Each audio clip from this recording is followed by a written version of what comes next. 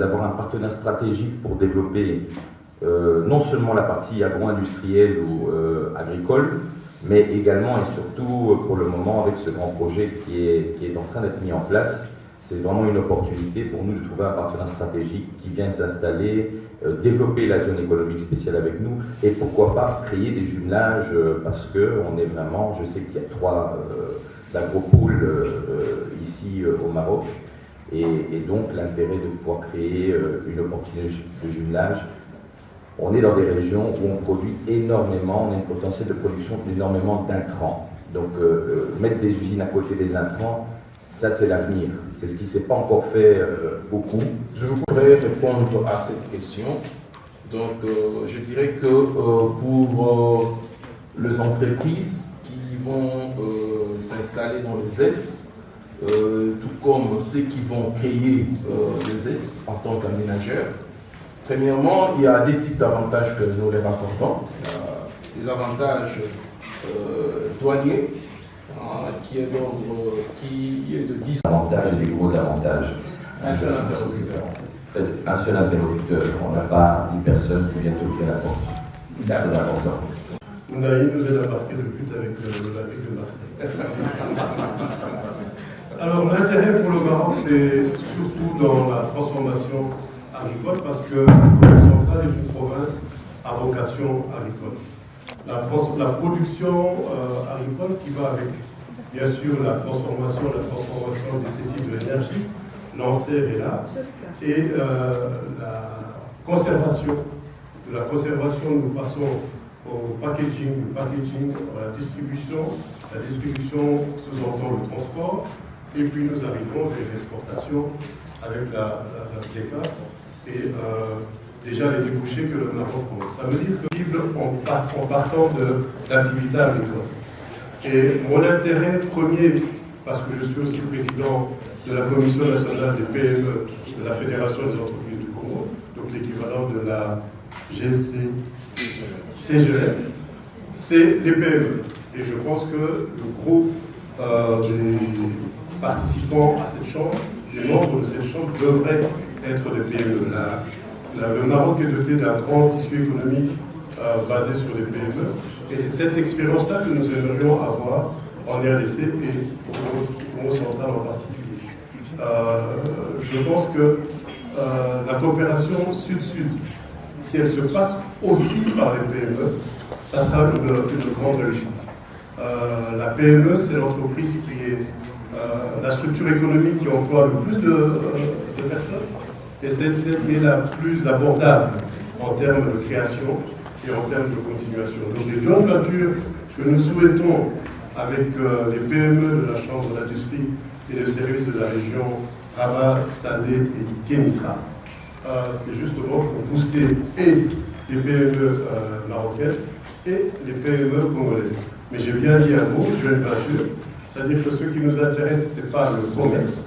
Le commerce entend venir acheter des produits au Maroc et aller les revendre en RDC, mais c'est ensemble, transformons ce qui est local en RDC en s'appuyant sur votre expérience, tant en termes de technologie que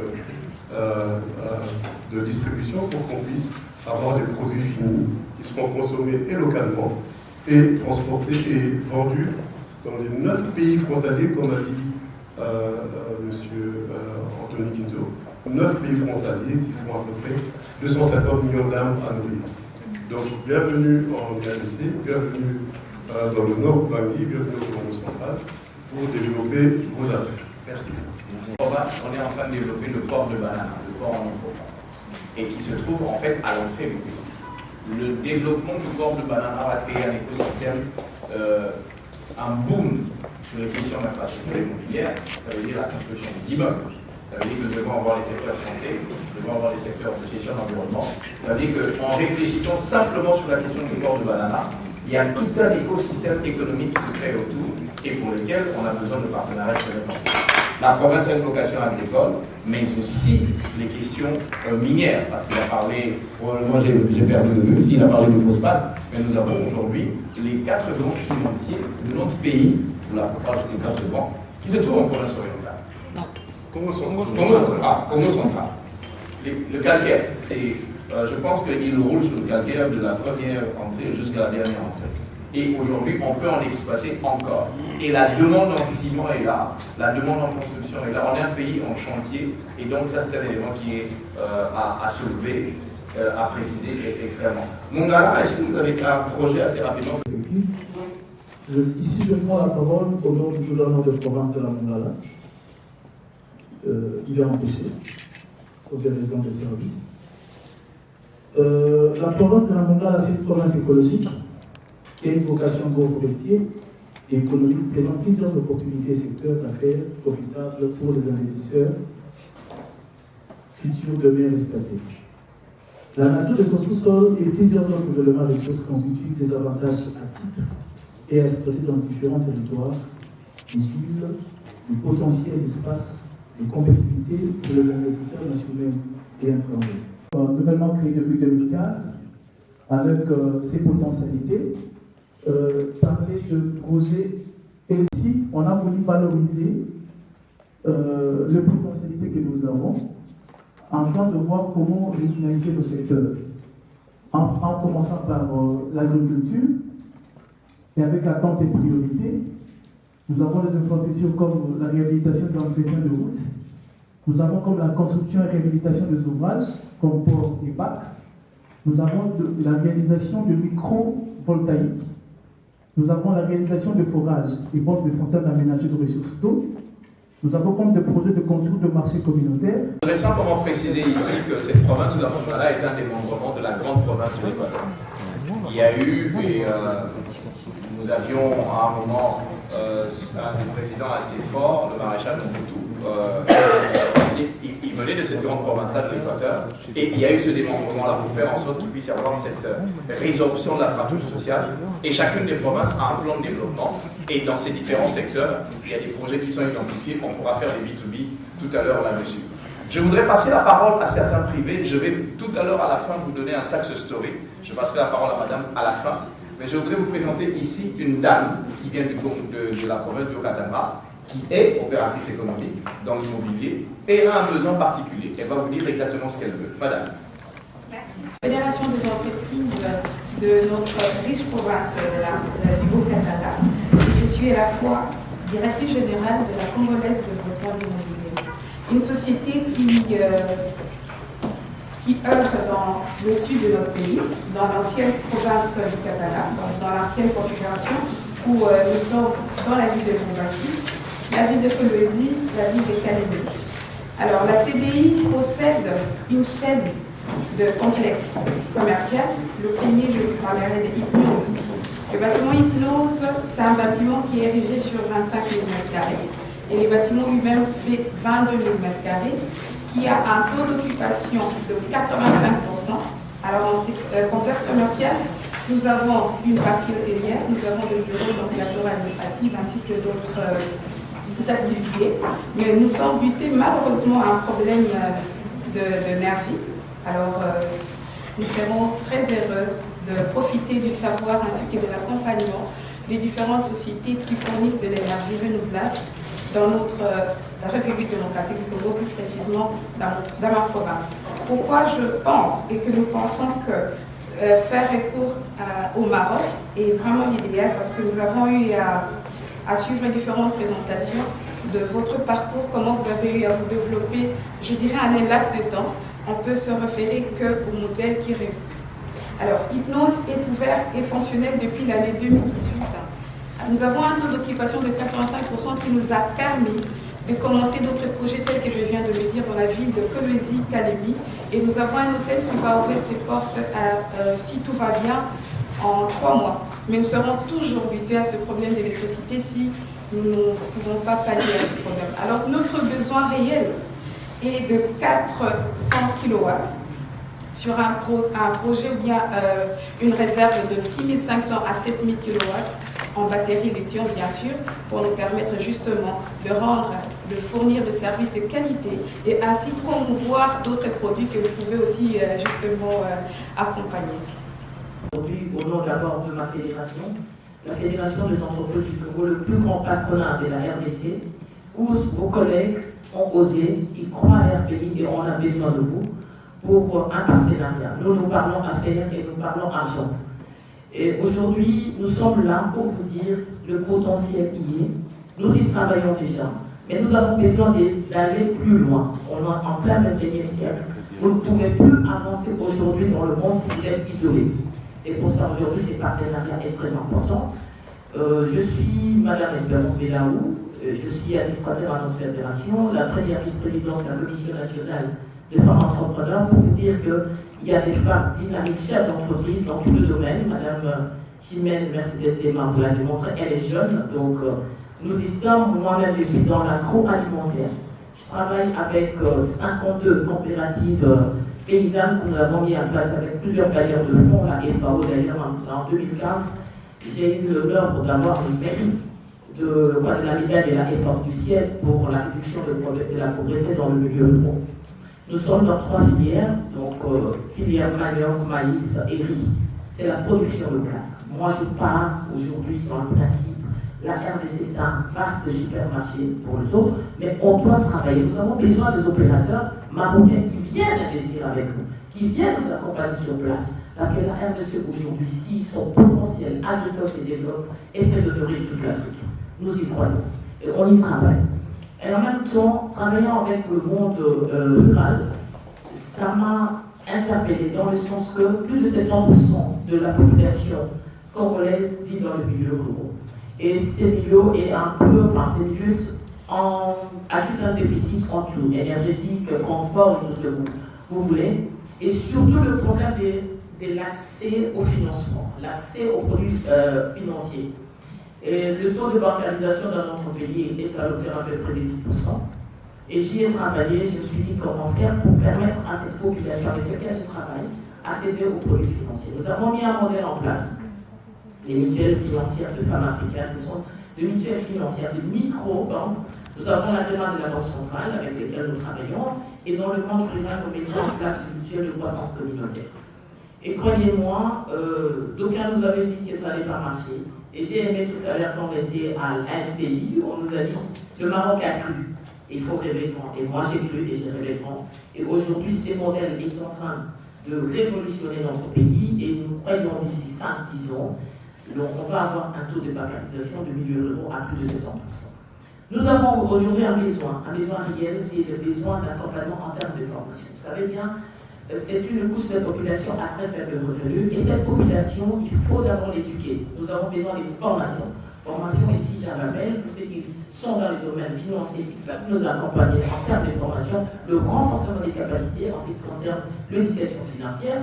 La première unité que nous avons mis en place a déjà commencé à octroyer des crédits.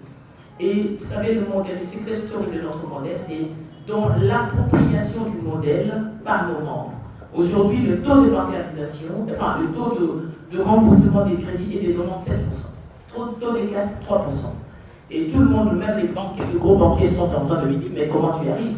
Nous y arrivons parce que nous formons les femmes et les hommes en éducation financière. Et c'est important. Et ces besoins est réel. Nous avons besoin de renforcer les capacités, nos propres capacités tant que de managers et les capacités de nos membres qui sont nos bénéficiaires. En même temps, on est buté à un problème qui est le problème de fonds de garantie. Et c'est comme ça que je travaille aujourd'hui avec plusieurs bailleurs de fonds. L'Agence française de développement est prête à nous accompagner là-dessus. Nous avons la BAD aussi qui est très intéressée pour accompagner en termes de fonds de garantie avec le banque local. Nous sommes en train de travailler, notamment avec la Banque. Et BOA, s'ils sont là dans la salle, ça sera intéressant de discuter avec comment on peut développer ces partenariats pour permettre justement à cette couche de population avec laquelle je travaille, avec laquelle la RDC compte, parce que c'est plus le monde rural, pour que notre pays arrête d'importer, parce que c'est quand même quelque part une hallucination. En 2020, de même 2019-2020, on a eu à importer à plus de 1,5 milliard. Et si cet argent était mis en place pour le développement de l'agriculture, je pense qu'on ferait. Et aujourd'hui, il y a des affaires à faire à RDC. Il y a de quoi gagner en RDC et manger de service. Merci. Une rencontre avec la coopération marocaine et j'ai vu un projet. Parmi les éléments qui ont développé le Maroc, l'ambassadeur a parlé de la stratégie où ils ont mis en place On a développé les PME dans les différentes provinces, communes, je ne sais pas comment vous appelez ça. Et je suis contente, pourquoi? Parce que l'ANADEC aussi a pensé à cela. L'ANADEC, nous sommes l'Agence nationale de développement de l'entrepreneuriat au Congo. Nous sommes l'organe technique du gouvernement en matière de l'entrepreneuriat. Alors, parmi les stratégies que nous avons mises en place, il y a les incubateurs. Et comme Maroc, on a pensé à mettre les incubateurs, à créer les incubateurs dans plusieurs provinces. Et on a déjà sélectionné 16 provinces. Qui dit incubateur, dit infrastructure. Qui dit incubateur, dit formation. Qui dit incubateur, quand je dis formation, et la formation de PME ou de chef d'entreprise, et la formation même des agents, la formation des formateurs. Alors, qui dit incubateur aussi, nous allons penser au coaching, au mentorat. Alors, l'Agence nationale est venue auprès du Maroc puisse avoir cet échange par rapport au coaching, par rapport à la formation, parce que je sais qu'en matière de PME, vous êtes très développés. Et au niveau de la République démocratique du Congo, c'est vrai, nous sommes encore dans un faible méthode de création d'entreprises. C'est pour cela que nous avons pensé aux incubateurs. Alors, nous sommes venus aussi, en bref, pour chercher les partenariats à ce qui concerne les infrastructures des incubateurs, à ce qui concerne la formation des incubés, à ce qui concerne les coachings et les mentorats des incubés. En bref, c'est que l'ANADEC est venue chercher. Merci, monsieur le président. L'incubateur, c'est dans différents axes. Premièrement, c'est la formation. Deuxièmement, c'est un partenariat privé et public. Parce qu'en fait, c'est une structure publique qui a besoin de l'expertise du privé. Comment les PME ont été développées, quels ont été les standards, et est-ce qu'il peut y avoir ce partenariat avec le secteur public. Mais les incubateurs, ce n'est pas seulement sur les questions de développement des PME, c'est des incubateurs financiers aussi. Est-ce qu'il peut y avoir un groupe d'opérateurs économiques qui se met en un seul bloc, qui devient un business angel? Tout dépend de ce qui peut se mettre en place pour développer les petites et moyennes entreprises. Je vais aller vers Clore et je vais passer la parole à M. Issouf Okoumbe, qui est un opérateur économique qui est déjà familier avec vous, qui lui aussi a des besoins sur 3 axes. Monsieur Jean Robert. J'ai eu l'occasion de rencontrer et de connaître, ainsi que toute son équipe. C'est une grande joie pour moi de revenir aujourd'hui et de parler devant vous à nouveau dans cette même salle où nous avons eu à échanger à un moment donné lorsque j'étais venu ici. Alors, mes préoccupations sont les mêmes, à savoir que moi je suis une société commerciale et donc je cherche à développer ma société, et pour développer cette société, j'ai besoin également des partenaires pour acheter notamment des équipements. Et je suis venu au Maroc, à Rabat en particulier, pour l'achat de véhicules. J'avais fait une commande d'une quinzaine de camions, des véhicules spécialisés, parce que ce sont des blindés et des bus, ce qu'on appelle des banques mobiles, dont j'ai besoin pour le fonctionnement de ma société et répondre aux besoins de mes clients. Et donc j'ai pris contact avec quelques sociétés marocaines, mais ça n'a pas toujours abouti, et donc je reviens pour voir s'il y a d'autres sociétés qui pourront m'aider à trouver justement ces équipements et les acheter rapidement, parce que moi je dois répondre aux exigences de mes clients. Et comme je l'ai dit je l'ai dit aux autres entreprises qui étaient ici, aussi longtemps que ma société existerait, j'aurai besoin d'acheter ces outils et ces équipements, et donc je compte sur la production, le travail qui se fait ici au Maroc, parce que il y a tout ce dont j'ai besoin. Ici, j'ai visité certaines entreprises, mais c'est une question aussi de la rapidité dans la livraison de marchandises et dans la conclusion des affaires qu'il faut avoir un peu avec vous. Et donc, il y a ça, il y a la question de la formation, vous avez entendu. Moi, je suis dans la question de l'emploi. les entreprises, vous pouvez venir au Congo, mais vous aurez besoin des compétences. Et les compétences, c'est moi. J'ai une agence de recrutement et donc je fournis aux entreprises les meilleures compétences, les personnes, les ouvriers qualifiés qui vont vous permettre de réaliser vos projets, que ce soit dans la construction des usines, construction des routes, construction des bâtiments. Nous sommes là, nous existons depuis 19 ans sur l'ensemble de la République. Et sur l'ensemble de la République, j'ai 6000 personnes qui travaillent pour ma société. Ça, c'est le premier volet que je voulais vous faire connaître. Et donc, on a besoin de la formation. Effectivement, j'avais contacté une société ici au Maroc pour cette question d'information. Pour le moment, ça n'a pas encore abouti et j'aimerais bien rencontrer d'autres organismes ou structures qui sont dans la formation, formation notamment dans le digital, dans le passage de l'entreprise au numérique. C'est ce dont on a besoin dans l'immédiat. Le premier volet. Le second volet, le dernier, c'est que j'étais venu ici au Maroc, à Rabat, également pour chercher à entreprendre, à avoir une relation, un contact avec la Chambre de commerce, d'industrie et de services ici au Maroc, pour voir comment la Chambre fonctionnait ici au Maroc. Et donc j'ai pu rencontrer le président qui est là avec ses collaborateurs plusieurs fois. On a eu des échanges, ils nous ont reçus d'ailleurs avec monsieur l'ambassadeur qui est là. Et quand je suis, parce que dans mon esprit, j'avais le projet de créer une chambre. Cette chambre a été créée effectivement. Et aujourd'hui, nous fonctionnons de manière réelle. C'est une chambre qui n'est pas une chambre, je vous l'avais déjà dit au départ, ce n'est pas une chambre bilatérale ou consulaire, c'est une chambre multilatérale qui fonctionne avec tous les autres pays du monde et spécialement avec le Maroc. Et je pense qu'il y a une complémentarité avec la chambre maroco-congolaise, il n'y a pas de concurrence, il y a une complémentarité. Super. Et je pense que l'existence de notre chambre, qui s'appelle d'ailleurs la CCI, CCIS, Chambre de commerce, d'industrie et de services en RDC, peut travailler en intelligence de collaboration avec la Chambre maroco-congolaise. Et je remercie donc le président avec son équipe que je connais de m'avoir aidé et d'avoir soutenu notre projet de la réalisation de la Chambre qui est en place.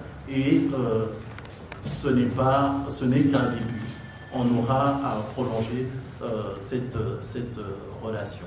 Ce n'est qu'un début, donc c'est le dernier mot qu'il a soulevé tout à l'heure, c'est une preuve que les structures se mettent en place et qu'elles peuvent être opérationnelles.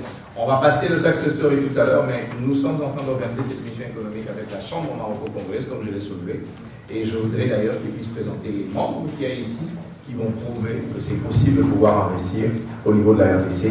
Et ensuite, on va peut-être laisser la parole s'il y a des questions qui sont là. Je voudrais simplement soulever à l'organisation d'avertir pour le prochain rendez-vous.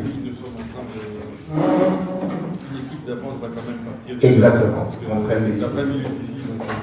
prenne les dispositions déjà, on a notre rendez-vous. Depuis plusieurs années, j'ai quelques investissements, mais je ne suis pas le seul. Je compte également dans la délégation des membres de ma chambre qui ont également des investissements au Maroc. Je pense notamment à M. Alexis Dégué, qui gère la compagnie minière de Touissit dans la région de Kelifa. Voilà, c'est une société, c'est une entreprise qui a plusieurs branches, notamment au Congo. Nous pensons à Stratego, ses collaborateurs sont là. Nous avons Mme Milena, qui est directrice générale de la section plantation au Congo. Et je pense également à M. Guy Landeux, qui gère la section santé. toutes ces personnes qui nous accompagnent dans cette mission économique, c'est pour la plupart une découverte. Le Maroc est assez peu connu au niveau de compétences, plusieurs expertises. Je pense que c'est l'occasion pour nous tous d'apprécier les qualités, les compétences, les intelligences et les visions du Maroc. J'espère que nous aurons l'occasion de faire plusieurs reconnaissances. Je suis à votre disposition. Je vais distribuer mes cartes pour que nous puissions continuer une synergie ensemble. Le Congo, la RDC, c'est un pays qui offre, comme vous l'avez pu le constater, plusieurs opportunités. Bien sûr, les problèmes ne manquent pas, mais au niveau de la Chambre, nous sommes là, tout comme vous êtes là pour résoudre les difficultés qui se posent à tout investisseur étranger ici au Maroc. Vous êtes là pour les résoudre. Nous sommes également là pour vous aider à résoudre tout problème ou toute crainte qui pourrait se poser à votre volonté d'investir dans notre pays, qui offre beaucoup de capacités, mais n'oubliez pas qu'il y a également des Marocains qui vivent au Congo. Nous avons la BOA. Justement, je voulais informer Madame Espérance que la BOA existe à Kinshasa. Elle est membre de la Chambre de commerce. Voilà. Le DG, je vous présenterai, c'est M. Jamal. Monsieur, très bien. Nous avons également la vice-présidente de la Chambre de commerce ADC Maroc, Madame Issa Saïdi, qui est marocaine, qui réside à Kinshasa avec nous, qui est de passage également dans son pays, le Maroc, votre pays, notre pays également. Voilà, je vous remercie. Et je voudrais également remercier Monsieur l'ambassadeur, l'excellence ambassadeur, Monsieur le DG Anthony Kinzo, de nous avoir associés à cette mission. Merci. Alors, on est en train de clôturer, on va clôturer avec vous. L'Afrique subsaharienne, parce que le Maroc est un pays africain. J'ai moi-même vécu en France pendant plus de 14 ans et je suis contente de revenir en Afrique. Et moi-même ayant investi en Afrique, tout se passe à merveille. On fait la promotion des universités privées du Maroc, donc à l'Oprasis, l'Université de Rabat. On a ouvert nos bureaux, on a 5 employés à présent, sans compter les équipes qui sont au Maroc, qui se déplacent, qui sont actuellement au Congo d'ailleurs. Et quand on est entouré des bonnes personnes, notamment la Chambre de commerce et tous les partenaires que vous voyez ici, on n'a aucun problème. Je parle par exemple d'un problème, une facilité qui m'arrive et que j'en suis ravie. Un transfert de fonds entre le Maroc et la RDC et vice-versa est très facile et je suis ravie de ça. Voilà. Merci beaucoup. Excellence, monsieur le général. Merci pour votre présentation.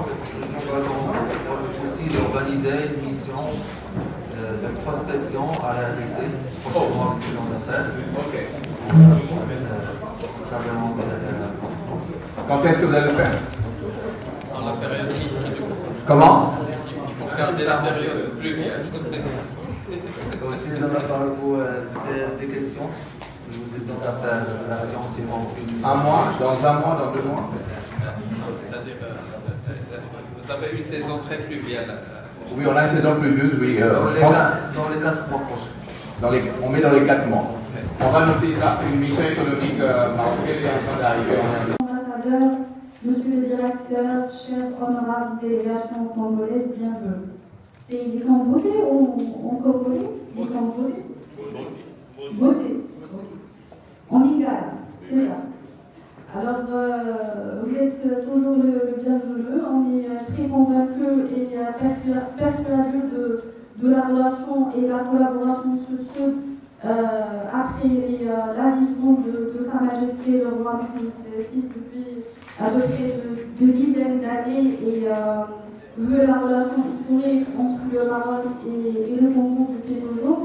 Je tiens à vous remercier comme l'honorable délégation de cette attention et l'intérêt que vous portez toujours aux relations maroco-congolaises. Alors je vais tout droit au but parce que je présente je préside la communauté d'industrie au sein de la Chambre de commerce de la région Rabat-Calais-Ultra. Je tiens à vous poser une toute petite question concernant, vous avez cité le taux et le montant, le taux d'investissement des projets. La femme entrepreneur au sein de la région, le retour de l'investissement en durée, en taux, et l'emplacement direct des investissements. Si on aimerait avoir quelles sont les garanties économiques concrètes du retour d'investissement si jamais les hommes d'affaires ont persuadé, ont convaincu les hommes d'affaires pour aller au Congo et pour s'investir, quelles sont les garanties économiques réelles et concrètes à donner à ces investisseurs? Et merci encore une fois. Les fonds se fait en respect de la réglementation d'échange. C'est-à-dire que vous pouvez investir dans notre pays et vous pouvez retourner vos bénéfices sans qu'il puisse y avoir des contraintes ou des obstacles. Mais vous avez simplement besoin de pouvoir respecter la réglementation d'échange en même temps que ça se passe aussi ici chez vous. Premier élément. Deuxième élément, l'égalité de traitement de l'opérateur économique étranger avec l'opérateur économique congolais. Ça, c'est simplement une autre garantie qui vous permet de savoir que lorsque vous investissez ici, on protège l'opérateur économique. Troisième garantie, c'est que à un certain moment, lorsque vous arrivez dans différents secteurs, la réglementation du secteur minier est totalement différente. La réglementation dans les autres secteurs, autres que le secteur minier, est totalement différente. Tout dépend de la hauteur du montant, tout dépend de ce que vous êtes en train de pouvoir implémenter. Maintenant, si vos questions de garantie économique sont est-ce qu'il y a une préférence par rapport à des investissements directs étrangers ou avec les différents locaux, je dis c'est exactement la même chose qu'au Maroc. Je vous pose la question, est-ce qu'il y a une préférence des étrangers par rapport aux différents locaux? Ce sont les normes qui sont là-dedans. Ensuite, sur les questions de sécurité juridique, nous avons adhéré au traité de MIGA, Multilateral International Guarantee Association, et ça, nous avons adhéré à ça dans le cas des conflits. Nous avons le traité de Sirdi, nous avons la convention de New York à laquelle nous avons adhéré, et le droit OHADA s'applique au niveau de notre pays, c'est-à-dire les règles de comptabilité, les règles financières, les règles des droits de société s'appliquent dans notre pays. Ensuite, la question de la concurrence, elle est totalement loyale, il n'y a aucun problème là-dessus. La protection des droits de propriété intellectuelle se fait, l'enregistrement peut se faire au niveau de la RDC, ou alors on peut aller au niveau de la PA, au niveau soit du Ghana, soit du Nigeria. Ça aussi, vous pouvez vous en prévaloir. Donc, je peux vous dire une chose, c'est qu'il y a une sécurité qui existe, il y a une garantie qui existe là-dessus, sauf si vous pensez qu'il y a un élément que nous pouvions élaborer. L'avantage que vous avez, c'est que nous avons encore une économie qui est pleinement dollarisée, mais nous sommes en train d'aller vers une dédollarisation de plus en plus. La gestion des finances publiques se fait avec une certaine orthodoxie. Certains paiements commencent à se faire en francs congolais quand même par rapport à certaines opérations qui se mettent en place, mais ça va prendre du temps parce que c'est un héritage que nous avons trouvé. Nous avons vécu avec parfois des taux d'inflation de plus de 1000%, et je pense que vous avez suivi ça. Aujourd'hui, nous avons un taux d'inflation pratiquement de moins de 11%, moins de 10%, dans le secteur dans lequel nous sommes. Donc on vient quand même de loin. Oui. Juste une toute dernière question par rapport, vous avez demandé s'il y a eu du besoin en termes d'expertise marocain. Est-ce que le besoin concerne aussi la main-d'œuvre ou je parle de la main-d'œuvre exécutant qui va exécuter sur place ce projet? Je parle de la mise en place réelle du projet. Aujourd'hui, beaucoup plus jeunes, on a pratiquement 67%, de 30% de la population qui est jeune. Pour vous dire que la main-d'œuvre est chez nous. Ça dépend des niveaux.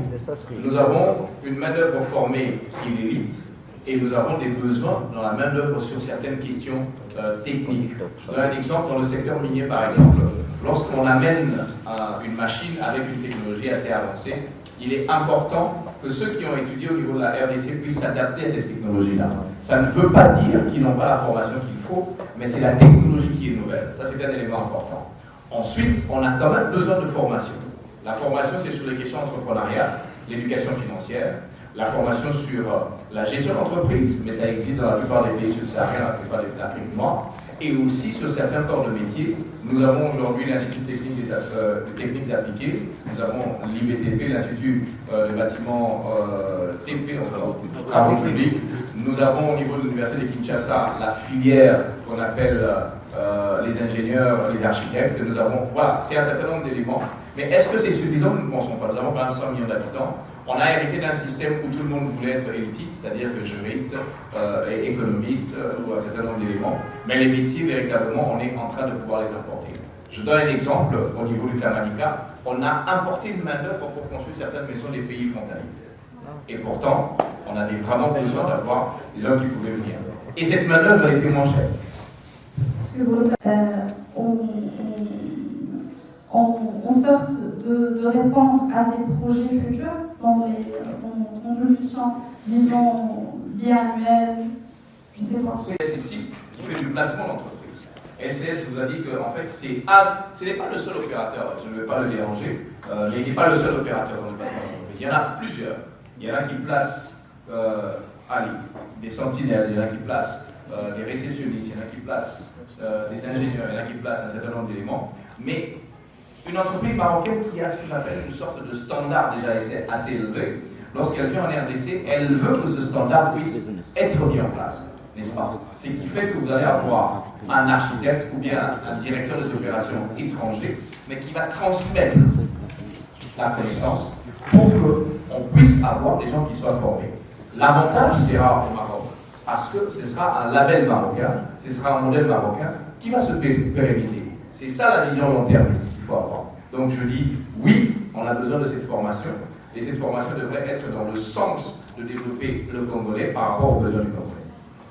Dans le projet, il vaut mieux d'adapter la main-d'œuvre congolaise pour réaliser certains projets, parce que le fait d'avoir une relation, certes, ce Maroc-Congo, au départ, ça paraît idéal, mais par la suite, pour un bon développement et pour s'aligner aux objectifs durables de développement des ODD, c'est d'avoir cette perspective, c'est d'avoir cette vision d'ici 10 ans. C'est pour ça que moi je crois aux investissements directs étrangers intra-africains qui répondent aux besoins africains, aux besoins des différents pays. Donc, on est aligné. Merci beaucoup. Avant de répartir et de finir cette réunion. Exact. C'est la meilleure des solutions pour qu'on puisse arriver à des solutions. Excellent. Est-ce qu'on peut faire des demandes pendant 15 minutes simplement pour ne pas repartir? Oui, c'est même pas tout le monde qui va rester là. Parce que c'est le président qui est là. Mais j'ai besoin de connaître un peu mieux dans mon domaine, mais avec des personnes précises. Quand il y a de l'expertise et des échanges. Très bien. Il y a une synergie à monter avec votre délégation. Je suis content. J'ai une question un peu générale par rapport aux échanges économiques avec la RDC. Est-ce qu'il y a des contraintes par rapport à la Chine? Parce que moi, j'avais signé des contrats avec des sociétés chinoises, et dans les articles des contrats, il me restreint des échanges avec la RDC. Je ne sais pas pourquoi. Et c'était en cours de négociation, on n'a pas signé ce contrat. Ça n'a pas été fini. Ça, c'est une question générale. Et l'autre volet, donc moi je cherche à monter des joint ventures avec des opérateurs congolais, comme même digital et télécom. Donc je suis prêt à toute discussion avec les opérateurs qui s'y intéressent. Merci beaucoup. L'entreprise dans le digital, on peut vous mettre en relation avec certaines startups. Maintenant, tout dépend de quel pan de la chaîne de valeur que vous voulez avoir. Dans les télécoms, dans l'information. Sur l'information, tout dépend. Aujourd'hui, c'est vraiment une niche. On a notre loi sur le numérique qui va passer. On est en train d'avancer sur une expansion sur les questions du numérique et du digital. Et privés qui ont des assurances. Et malheureusement, ces assurances ne sont pas fiables. Parfois, on accepte les patients et quand on envoie les prises en charge, on n'a pas de réponse. Malheureusement. Oui. On a beaucoup d'expérience dans ce sens. Je ne connais pas, mais la RDC, ce que je demande toujours aux gens dans mon petit parcours de la vie, j'ai été à PwC, PricewaterhouseCoopers. Et un des conseils que je donne aux entreprises, c'est de faire leur QIC et les due diligence. C'est extrêmement important. Le QIC sur l'entreprise avec laquelle vous voulez vous mettre en place, est-ce qu'il y a une crédibilité et une solidité derrière? Et ensuite, ce genre de choses se mettent en place. Donc, l'expérience de la Guinée n'est pas forcément l'expérience de la RDC. Voilà ce que je veux soulever.